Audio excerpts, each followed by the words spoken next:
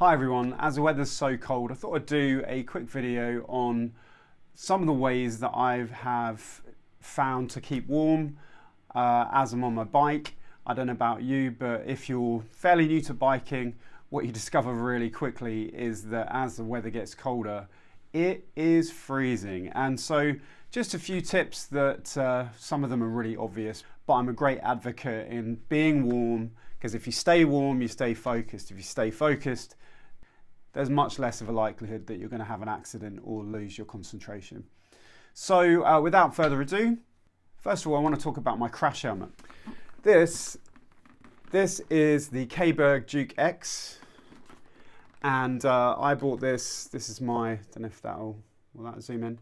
Yeah, I bought this when I first passed my CBT. It is a flip-faced helmet. So you can, when the weather's warm, you can obviously have the front up. Although I don't tend to do that much, because unless you're going really slowly, it's quite windy. But it's got some really cool, neat features. It's really well padded, and it's got a built-in visor. Look at that. So sun visor. So when the sun is really hot, you can flip this lever on the top of it quite easily, wearing your gloves or not, and flip that down. Now this is a really good crash helmet, I would say, sort of mid-range. It's going to protect you. What I have discovered is that if you're going at any sort of speed, there is quite a lot of wind noise. Now I don't think that's just specifically to do with the Duke X. I think that has to do with flip-face helmets in general, from what I've read online.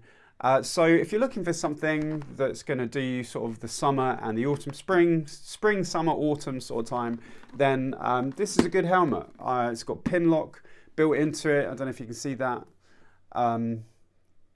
Obviously got vents at the front.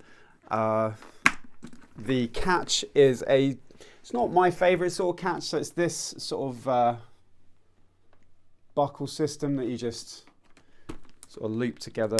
There you go, I'll show you it when it's done. I'm not a massive fan of that sort of catch, but it's easy to, the pro is also the con. It's very easy to undo. So that's sort of not ideal. I prefer the old school, what is it, figure eight, you come in and come out again. But anyway, so this is great, but in this cold weather, just having a crash helmet and a coat is not enough. So then there are some options. Now, the first thing that I think that you should have almost all year round is a neck scarf of some description. I'll just take my glasses off for this. Exhibit A. So obviously you can buy these pretty much anywhere. They sell them on Amazon. I got this from a local motorcycle dealership, and it's from a brand called Navica.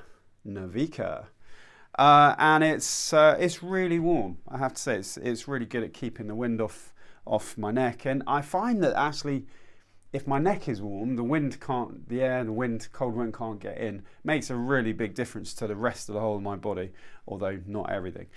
So yeah, these are pretty inexpensive, and they do a great job. Get one. If you haven't got one, get yourself a neck scarf or one of these. I don't know what they're called, to be honest.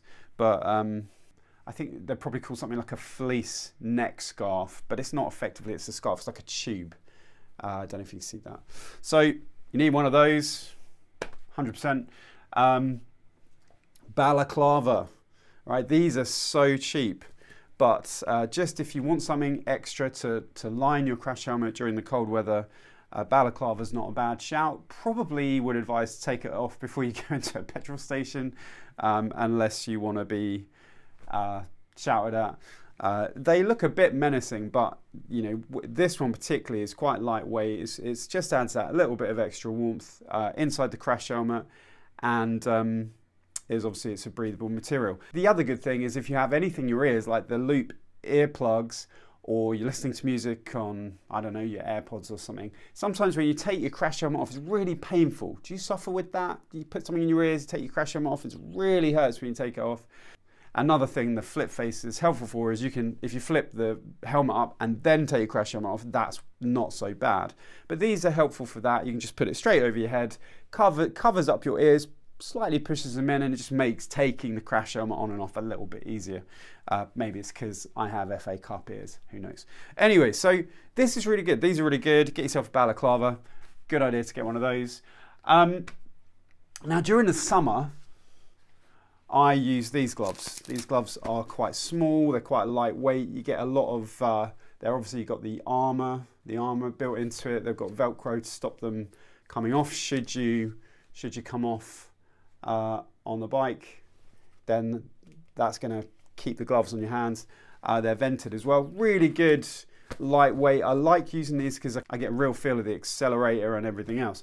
But in the winter, they're just not good enough.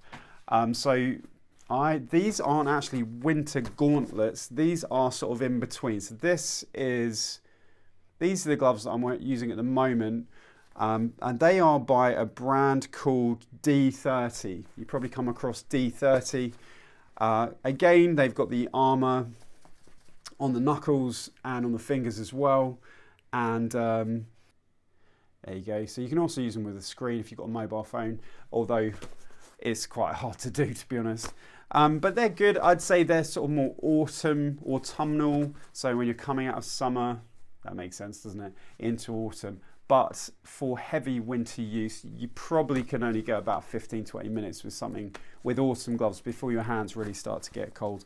I don't actually have any winter gloves at the moment, but that is something that as and when I definitely need to sort out. I want to talk about wrist issues. If you ever go on long journeys, I don't know if you might suffer from pain in your wrists or in your hands, where you're gripping hold for so long, but after a while you get this pain in your wrists. These wrist supports by a company called Throttle Tiger are absolutely fantastic. So all they do is you slide it onto your hand. Let me get this the right way around. So you just slide it onto your hand like that, up your wrist, and then you simply roll that around and connect it up.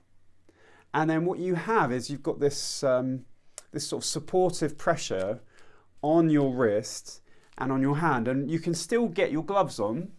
So if I grab my glove, here we go, here's my winter glove, which is the hardest one of the two. You can still get your glove on. It doesn't affect your ability to do that, but what it does is it gives you that extra support, and it's incredible. If you really struggle with any kind of wrist pain on long journeys, get some of these Throttle Tigers. They're a little bit expensive, but they're really good quality, and they work fantastically well. What haven't I talked about? Well, what I haven't talked about is top and bottom. So on the top, when I typically go out, sorry, I hit the mic there. When I typically go out on a cold day, what I'm wearing is Under Armour, like a thermal top underneath my clothes. I will then, you're going to think it's over the top, I have a heated gilet, which is fantastic, 3 different heat sizes. They're not as much as they used to be now. You'll pick them up for about, I don't know, 40 pounds on Amazon. Grab yourself a little rechargeable battery that you can just plug in, a USB power bank that you can just put into the pocket, and away you go.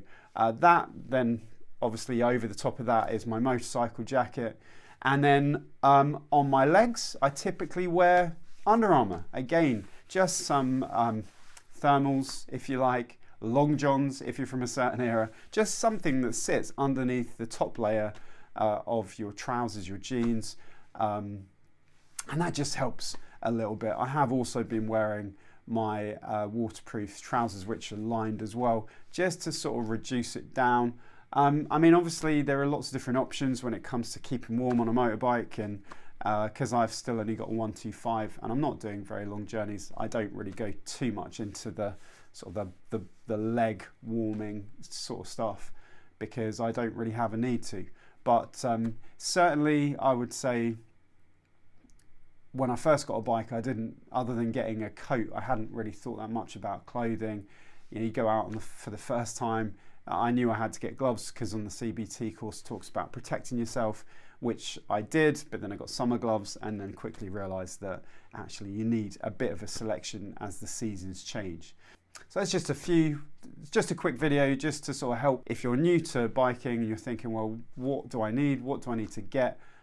There's some really good deals on at the moment on Black Friday. So yeah, I don't know, how do you keep warm when you're going about your life?